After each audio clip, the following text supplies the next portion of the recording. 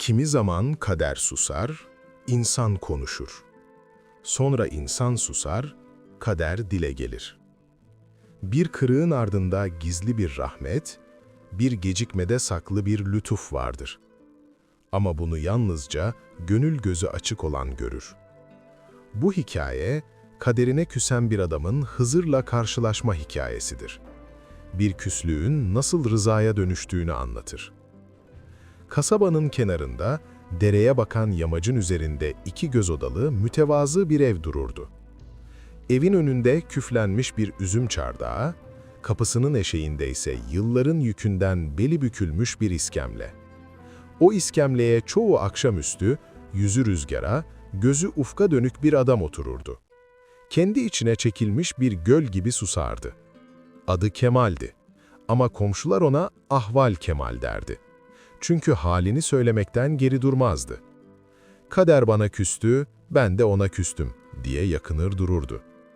Ellerindeki nasır içindeki sitemden kalın değildi. Yıllar boyunca denediği işlerin hemen hepsinde bir aksilik çıkmış, eline geçenler avuçlarından su gibi sızıp gitmişti. Kemal'in uzun dert hikayesi kasabada herkesin kulağına gider gelirdi. Babadan kalan küçük dükkanı devraldığında önce terzilikte şansını denemiş, sonra dükkanı bakkala çevirmişti. Tam ticarete alışacağım derken çarşının öbür başında büyük bir market açılmış, müşteriler birer birer oraya kaymıştı. "Rızkın beşi koşulmaz ama rızkın geldiği yolda durulur," demişti bir komşu. Kemal bu sözü anlamak istemişti. Çabaladığı her kapı yüzüne kapanınca, "Belli ki kader bana darıldı," diye içlenmişti.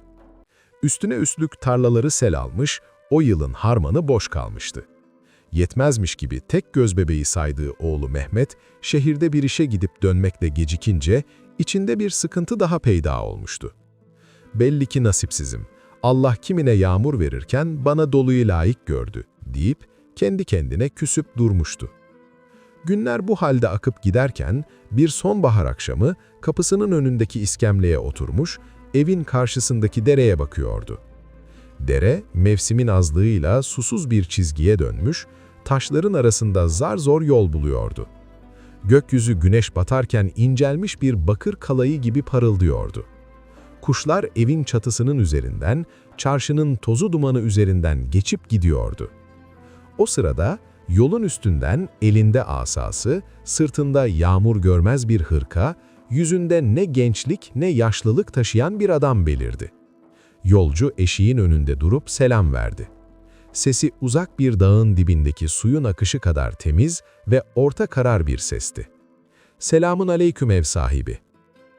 Kemal karşılık verdi. "Aleykümselam. Buyur, gel otur dinlen. Fakat ikram edebileceğim çok bir şeyim yok." Yolcu gülümsedi. "Misafiri çok severiz. Lakin kısmet yok. Darlık kapının genişliğine bakmaz. Gönül darsa ziyafet de dardır. Gönül genişse kuru ekmeğin buğusu bile cömertlik eder." Bu söz Kemal'in hoşuna gitmedi. Hafifçe yüzünü buruşturarak söylendi. "Gönül genişliği midir her şey? Amca ama cebinde bir hakkı var. Kader bize cimrilik ederse gönlümüz neylesin?" Yolcu tebessüm etti. "Kader cimri olmaz. Kul verileni istemeye kalkınca cimrilik vehmeder. Kimi de verilmeyenin içinde hediye saklıdır, onu da pek kişi görmez." Kemal bu yabancının sözlerinin bir tartısı olduğunu hissetti ama geri durdu. İçindeki sitem, yılların kabuğu gibi soyulması zor bir kalkandı. "İçeri buyur," dedi. "Çayımız var, sıcak olur.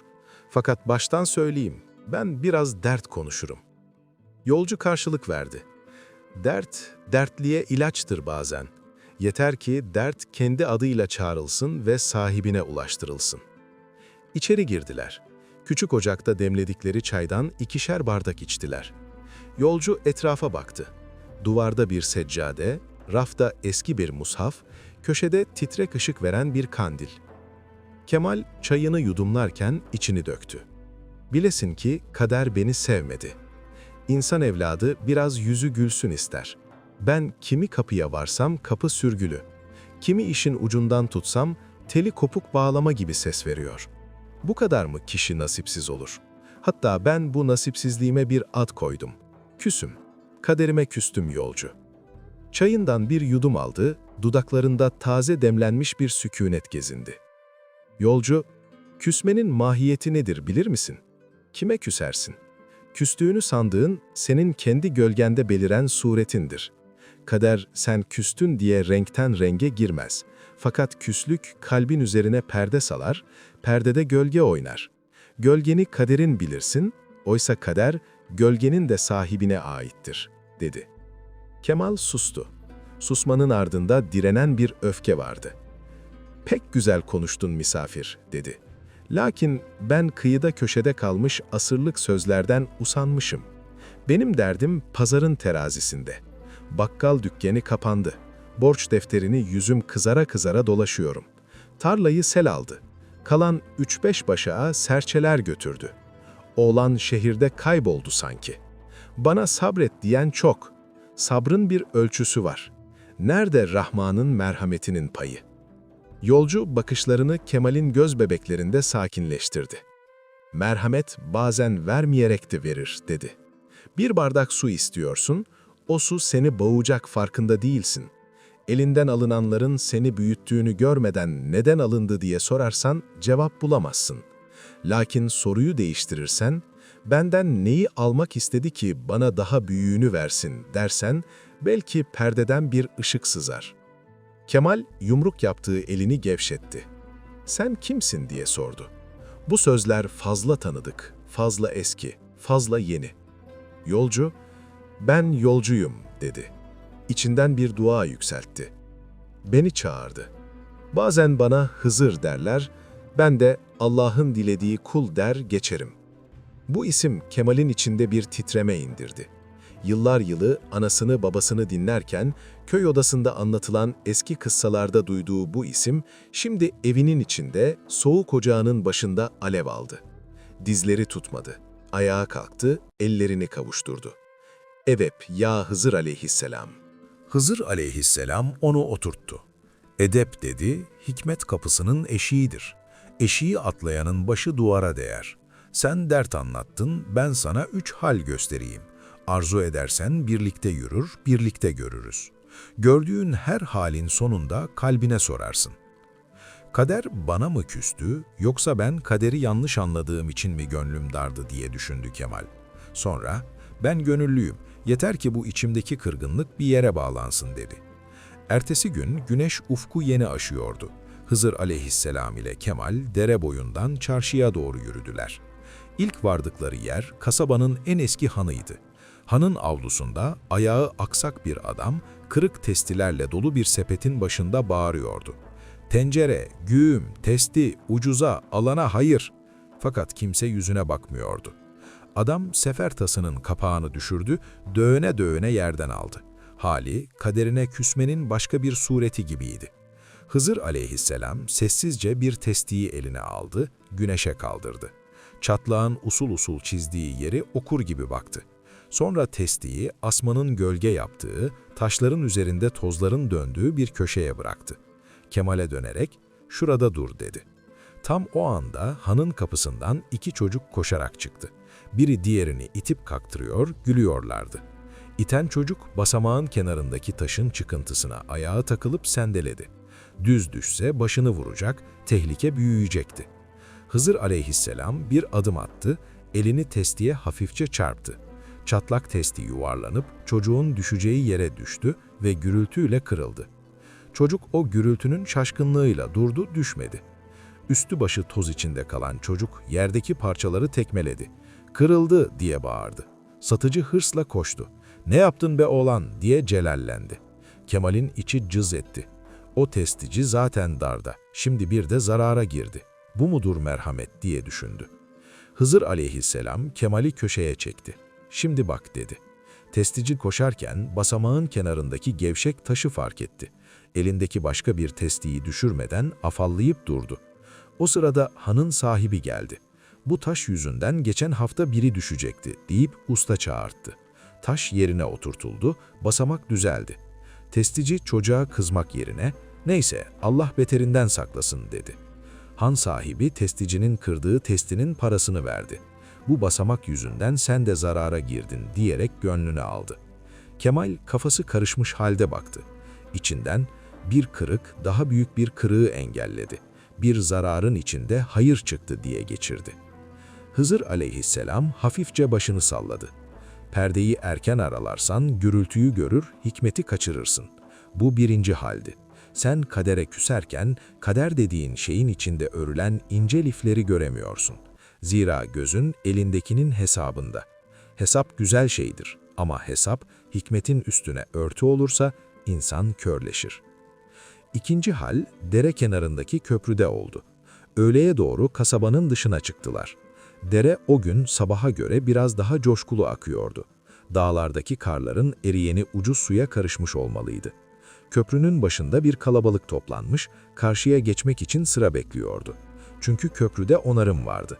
Bir usta eğilip kalkıp bir şeyler çakıyor, "Az sabır" diye bağırıyordu. Kalabalıktan homurtular yükseldi. Bizim de işimiz var. Ne zamandır bu köprünün işi bitmez. Yahu şu köy yolunda da bir düzen tutmaz ki. Kemal'in sesi de kalabalığa karıştı. Elindeki sabırsızlık dilinin ucunu sıyırıyordu.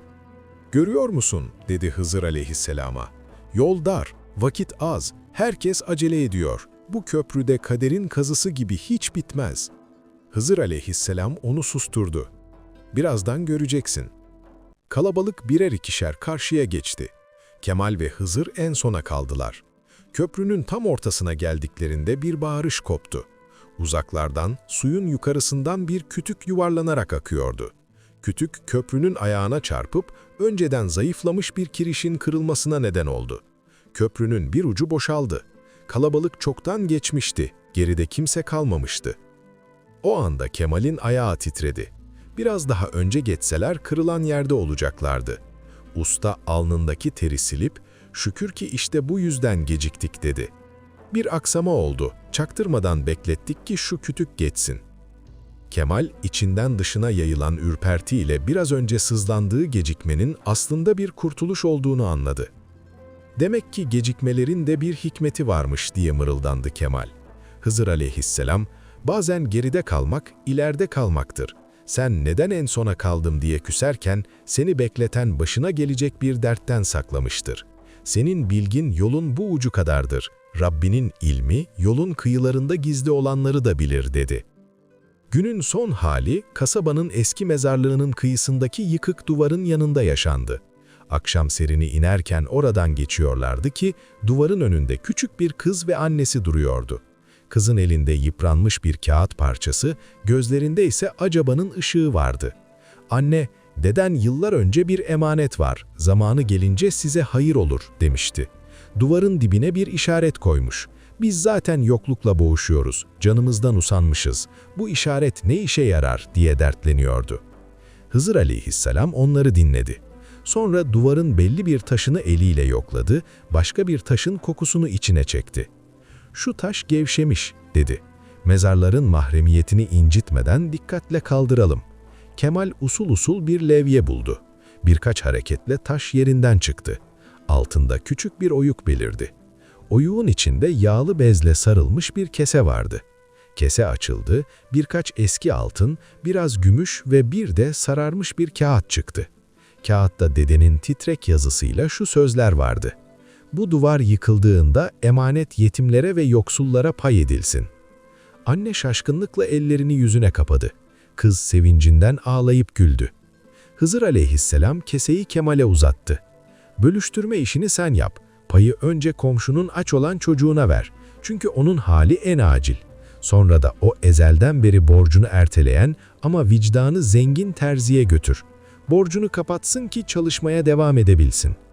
Kemal, "Peki ya bana?" demekten kendini alamadı. Bu sual gönlünün derinlerinden, yıllardır susturamadığı bir sızılan doğmuştu. Hızır aleyhisselam ona serin bir bakışla baktı. "Sana da pay var ama o pay kesede değil. Senin payın kalbindeki küslüğün çözülmesidir. O pay çoğu altından daha kıymetlidir." Zira gönlün açılırsa rızkın kendi yolunu bulur. Gönlün kapalıysa keseler çoğalır da dilindeki sitem azalmaz, dedi Hızır aleyhisselam. Kemal keseyi nasıl pay edeceğini düşünürken içinde bir kapı aralandı. O kapıdan yıllardır neden ben diye sorduğu günlerin görüntüleri geçti. Her biri başka bir hikmetin gölgesinde anlam kazanır gibi oldu. Kendi kendine ben verilmeyeni kırgınlıkla anmışım. Halbuki verilmiş nice nimet varmış. Ben küsmek için sebep ararken görmemişim dedi. O akşam kesenin payı dağıtıldı. Komşunun çocuğu ılık bir çorbanın buharında yüzünü güldürdü. Terzi elindeki son bez parçasını satıp borcunu ödedi. Anne ile kızı dedenin duasıymış diyerek şükrettiler. Kemal evinin eşiğine döndüğünde sabahki iskemle aynı iskemleydi. Ama üzerinde oturan adamım başka bir adamdı sanki. Evin içindeki sessizlik bile daha sıcak bir tondan konuşuyordu. Bir mukabele gibi birkaç gün geçti. Kemal iş bulmak için alışkanlıklarından başka bir yola girdi.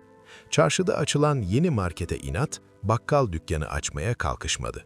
Bunun yerine kasabanın pazarcılarından birinin yanında tartı tutmayı, insanlarla muhabbet etmeyi seçti. Ben ağırlık taşıyayım, söz taşımayayım dedi. Bu sırada oğlundan bir mektup geldi. Şehirde iş bulmuş, dönüyormuş. Gecikmesinin sebebi aldığı borcu ödemeden dönmemek istemesiymiş. Kemal'in gözleri doldu. Bir gece azığın az, yorgunluğun çok olduğu bir vakitte Hızır aleyhisselam yine eşiğin önünde belirdi. Ay göğün yüzünde ince bir tırnak gibiydi. Kemal onu görünce yerinden sıçramadı. Gözlerini indirip edeple "Hoş geldin yolcu" dedi. "Hoş bulduk" dedi Hızır aleyhisselam. "Sana bir sual getirdim. Kaderine hala küskün müsün?" Kemal bir an düşündü. "Kırgınlığımın adı değişti" dedi. "Küs değilim. Bazen içimde ince bir sızı oluyor. Bu sızının da bana verilmiş bir nasihat olduğunu düşündükçe ona da kızamıyorum" dedi Kemal. Hızır aleyhisselam başını eğdi. "Kader, hayrın da şerrin de yaratıcısına bağlıdır. Kul, hayra şükürle, şerre sabırla bağlanır. Sen şimdi bir söz öğren. Rıza. Rıza, başına geleni sevmek değildir. Başına gelenin sahibine muhabbet etmektir. O muhabbetle geleni inceden bir ipek gibi katlayıp kalbine koyarsın. Üstüne de çalışmanı, gayretini, tedbirini koyarsın. O vakit kader, senin küstüğün değil, yürüdüğün yol olur." Kemal düşündü ve sordu. "Peki ben hiç mi istemeyeceğim? Hep verilene razı mı olacağım? Ben de bir şeyler hayal edemez miyim?" Hızır aleyhisselam cevap verdi. "İstemek kulluğun gereğidir. Lakin istemenin adabı var. Önce Rabbinden iste, sonra ona uygun olanı iste, sonra da olmadıysa beni olana razı eyle diye bitir. Duanın sonu rıza ile düğümlenmezse dua dilekçe olur. Rıza ile düğümlenirse dua niyaz olur." Kemal bu sözleri kendi içinde defalarca çevirdi. Dillerin üzerinde kolay, kalplerin içinde zor olan bu düğümü atmanın denemesi, günlerin içinde küçük küçük imtihanlarla geldi. Bir sabah pazarda tartış açmıştı. Bir müşteri hiddetle "Hile yapıyorsun" diye bağırdı. Kemal'in kalbi eski küslükleri hatırlatan bir sızıyla tabardı. İçinden bir fırtına koptu. "Yine mi?" Sonra Hızır aleyhisselamın köprüde söylediği cümleyi hatırladı. "Bazen geride kalmak, ileride kalmaktır." Tartının taşlarını değiştirdi, müşteriyle göz göze geldi. "Hata bendedir" dedi. Müşteri sustu, sonra utandı ve özür diledi.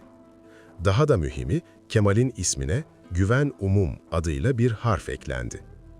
Bir bahar sabahı eski hanın avlusundan geçerken o gün kırılan testiciyi gördü. Adam bu defa güleçti. "Allah senden razı olsun" dedi. Geçenlerde han sahibi basamakları düzeltti. Müşteri düştü kalktı. Derdi bitti. "Ben de şimdi kendi testimi kendim yapıyorum. Çatlakları fark edip fiyatı ona göre koyuyorum. Kimi çiçek yetiştiren çatlak testiyi istiyor, su sızsın da toprağım nemlensin" diye, dedi testici. Kemal hayretle güldü. Kimi zarar gibi duran bir şeye bir başka göz lazım diye düşündü. Meğer dünya böyle bakınca güzelleşiyormuş. Günlerden bir gün sel değil ama su basması gibi bir sıkıntı kasabaya uğradı. Dağdan gelen su dereyi taşırdı, pazar yerindeki bazı dükkanların tabanı çamur oldu. İnsanlar kapların içindeki malları kurtarmaya koştu. Kemal de koştu. Bir dükkanın önünde gözleri korkuyla açılmış küçük bir kız gördü. Annesi ortalıkta yoktu. Kızın eli suya düşmek üzere olan bir sepetin sapındaydı. Kemal köprüdeki hali hatırladı. Eliyle sepeti yukarı çekti. Tam o sırada iri bir kütük kızın durduğu yerin yanından akıp gitti. Kızın annesi koşarak geldi. "Allah razı olsun," diye ağladı. Kemal'in içinden yıllar önceki kader küslüğüne benzeyen bir cümle kalktı, havalanıp gitti. Yerini derin bir şükür aldı. O gece rüyasında geniş bir düzlükte yürürken önüne 3 kapı çıktı. Birinci kapıda hiddet yazıyordu. Kapının arkasından sis ve gürültü geliyordu. İkincisi sitem kapısıydı. Ardında kuru yaprakların hışırtısı, kesik kesik soluklar vardı. Üçüncüsünde ise rıza yazıyordu. Kapı ağırdı ama ardında bir çayır, uzak bir su sesi, gölgelerle serinleyen bir ışık bulunuyordu. Kemal rıza kapısını itti.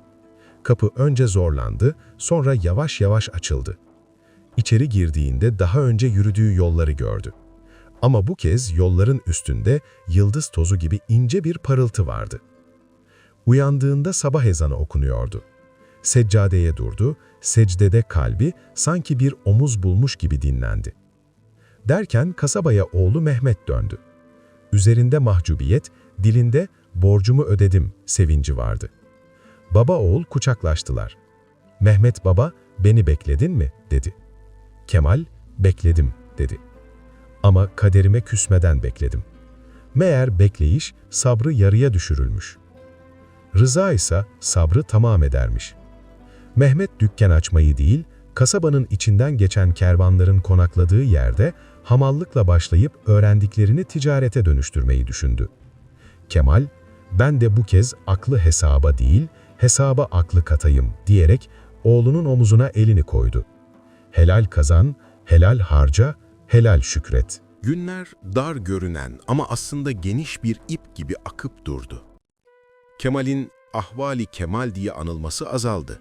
Artık ona Kemal Ağa diyenlerin sayısı arttı. Çünkü haline ah etmenin yerini halini ağa gibi çekip çeviren bir sükûnet almıştı. İnsanlar, "Yahu bu Kemal var ya, bir zamanlar her şeye sitem ederdi. Şimdi işler yoluna girmese de yüzü gülüyor," diye şaşırıyordu. Bir akşamüstü altın bir ışık dereye vururken Hızır aleyhisselam bir kez daha göründü. Kemal artık bir çocuğun babası gibi sevinçle karşılamadı onu. Bir müridin şeyhini görmesi gibi edeple ama aşina bir sükûnetle yer gösterdi. Yolcu, "Hakkın var, benden bir ibret iste," dedi. Hızır aleyhisselam ise, "İbreti sen söyle," diye karşılık verdi. Kemal düşündü, sonra ağır ağır konuştu. "Ben bir zamanlar kaderime küstüm sanırdım. Meğer küstüğüm kendi gölgemeymiş. Gölgeye vurup gökyüzüne darıldım. Kırılan testi beni düştüğüm yerden kaldıran bir gürültüymüş. Köprüde gecikmem, ömrümün bir uçurumundan beni saklayan bir sebepmiş. Duvarın arkasındaki emanet başkasına verilince, benim içimdeki hazine açılmış. Benim kaderim kollanan bir yolmuş. Ben o yolda yürümek yerine yolun taşına tekme atmışım. Şimdi öğrendim ki, rıza yola başını eğmek değil, yolun sahibine kalbini açmaktır." Hızır aleyhisselamın yüzünde o tanıdık tebessüm yeniden doğdu. Kul rızayla yürüyünce kader onu incitmez. Sızılar olur ama sızılar nişan taşı gibi yol gösterir. Kader kulun ayağına dolanan bir ip değil, kulun beline bağlanan bir emniyet kemeridir. Sen emniyete güvenir ama direksiyonu da bırakmazsın. İşin adabı budur, dedi Hızır aleyhisselam. Kemal, bundan sonra ben ne yapayım diye sordu. Hızır aleyhisselam, 3 şeyi unutma. Niyetini her sabah tazele. Tedbir al, sonra tevekkül et. Tevekkül tedbirsizliğin bahanesi değildir. Şükür iş bitince değil, iş başlarken yapılır. Şükürle başlayan iş, şükürle biter. Unutma, sabır beklemek, rıza ise beklerken muhabbet etmektir, dedi de kayboldu. Ne bir kapı gıcırtısı, ne bir ayak sesi bıraktı. Geriye, dere kenarından yükselen su kokusu ve akşamın koyulaşan mavisi kaldı. Kemal eşiğinin taşına oturdu. Yıllar önceki iskemle hala oradaydı. Ama o iskemlede oturan adam artık isminin hakkını veren bir kemal bulmuştu. Elini kalbine koydu, gözlerini yola çevirdi. İçinden bir dua çıktı. Rabbim, beni bana bırakma. Bana rızanı sevdir. Rızana razı eyle. Kasaba halkı zaman içinde Kemal'in hikayesini anlatmayı sevdi. Kimi, kaderine küsen Kemal Hızır'la karşılaştı da adam oldu derdi. Kimi ise, asıl olan Hızır'ı görmek değil, Hızır'ın gösterdiğini okumaktı diye eklerdi. Yaşlılar kahvede, dizlerini ısıtan sobanın başında gençlere öğüt verirdi. Evlat, kaderine küsmek gölgeye bağırmaktır. Gölge bağırışı duymaz. Sen güneşi ara, güneşe göre hizalan. O vakit gölgen nereye düşerse düşsün, yürüdüğün yol aydınlanır. Kemal hikayesini soranlara ilmihal diliyle değil, gönül diliyle şu cümleyi söylerdi. Kader Allah'ın ilmidir. Kulun iradesi ise o ilmin içindeki küçük kalemdir. Biz kalemle çizgi çekiyoruz diye kağıdın sahibini değiştirmeyiz. Ben kalemimi doğru tutmaya çalışırım. Kalem kırılırsa yeni bir kalem isterim. Ama kağıdın üzerinde ne yazılacağını tayin edenin ilahi kudret olduğunu unutmam. Bu unutmamak, küsmeyi unutturur. Hikayenin ibreti sorulursa, Kemal'in dudaklarından şu 3 cümle dökülürdü. Görmediğini şer sanma, ummadığını hayır bil. Gecikmeler bazen lütuf, kırıklar bazen korumadır. Rıza, teslimiyetin gülüdür. Gül açınca diken batmaz.